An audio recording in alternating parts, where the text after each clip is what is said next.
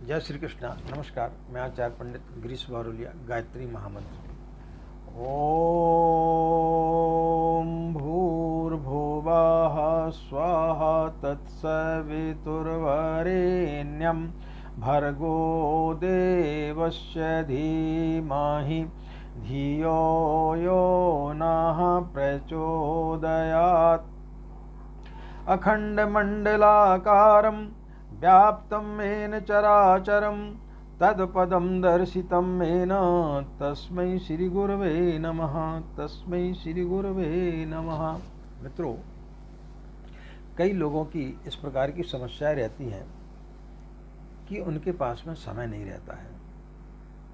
अभी एक व्यक्ति ने कमेंट्स किया कि भाई आप लोग जो है अनावश्यक रूप से इतनी ज़्यादा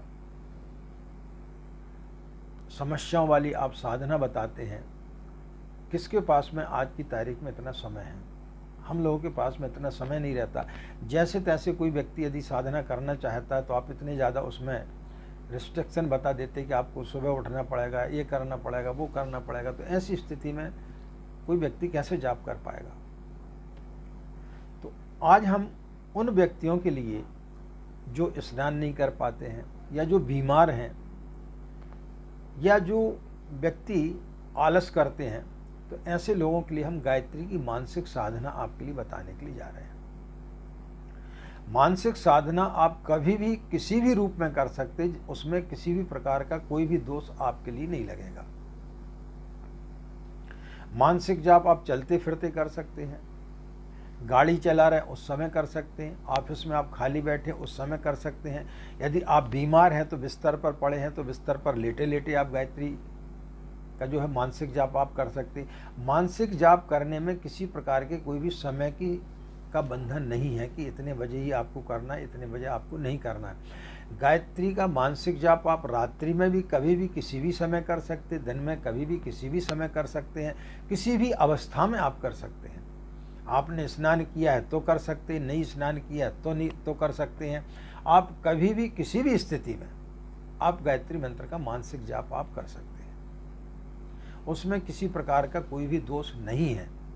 तो यह हम उन लोगों के लिए बता रहे हैं जो कमेंट्स बॉक्स में आकर के लिखते हैं कि भाई हमारे पास में समय नहीं रहता है, तो जैसे तैसे हम साधना करना चाहते हैं और आप लोग जो है दुनिया भर के उसमें जो है चीज़ें बता देते हैं, तो हम साधना कैसे करें? तो भाई आप जो है मानसिक गायत्री मंत्र का आप जाप कर सकते हैं।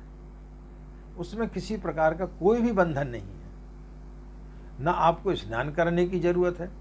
और खासकर जो बीमार व्यक्ति हैं, जो बिस्तर से नहीं उठ सकते हैं, वो बिस्तर पर लेटे लेटे यदि गायत्री का मानसिक जाप करते हैं तो उनके स्वास्थ्य में बड़े जल्दी फर्क पड़ेगा, उनका स्वास्थ्य बड़े जल्दी ठीक होगा। जो विद्यार्थी हैं वो मानसिक रूप से गायत्री मंत्र का जाप करें। जब वो परीक्षा देने के लिए जाते हैं रास्ते में गायत्री मंत्र का मानसिक जाप करें, और पेपर में आंसर शीट में जो है प्रश्न का उत्तर लिखने के पूर्व जो है 5 बार जो है गायत्री मंत्र मन ही मन बोल लें, तो निश्चित रूप से उनका याददाश्त बढ़ेगी और उनकी स्मरण शक्ति तेज होगी और वो सही तरीके से पेपर लिख करके आएंगे। पढ़ाई में मन नहीं लगता है तो 5 बार गायत्री मंत्र बोल लें और उसके बाद वो पढ़ें।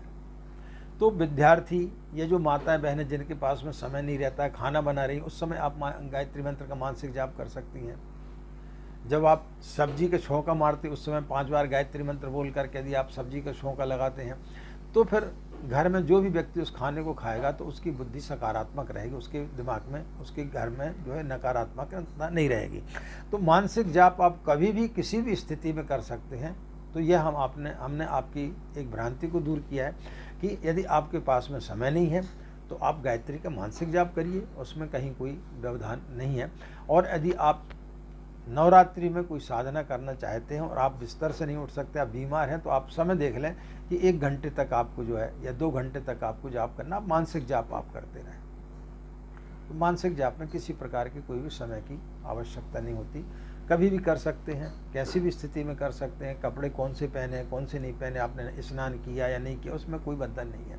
तो आप मानसिक जाप कभी भी कर सकते हैं। इन्हीं कामनाओं के साथ मित्रों की यह जानकारी आपके लिए अच्छी लगी होगी। हमें आज्ञा दें। नमस्कार। ओम शांति।